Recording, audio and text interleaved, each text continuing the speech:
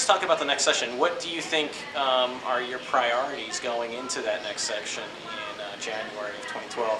What sort of legislation do you plan on sponsoring? As far as bills go, I've got two bills that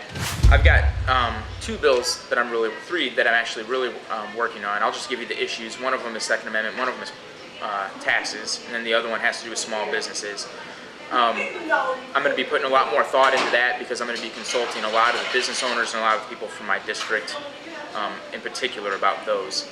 I'm going to be introducing a few House resolutions that have to do with federal and state relationships, and not so much state sovereignty relationships like we're doing a lot now.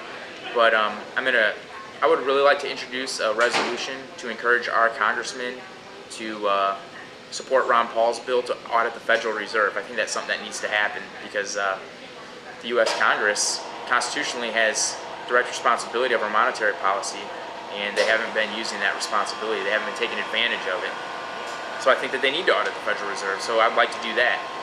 I think a good bill would be a good House resolution would go to our U.S. senators and tell them that we would really like for them to come meet with the state legislature, once every 4 months, maybe once a quarter. How about that? I mean, that's in keeping with Article 1, Section 3 of the Constitution, where the U.S. senators are supposed to represent the sovereignty and the will of the states versus the people anyway. So I think it would be a good idea. That way our state can have an actual mechanical function in the affairs of the federal government, which is the way it was designed in the first place.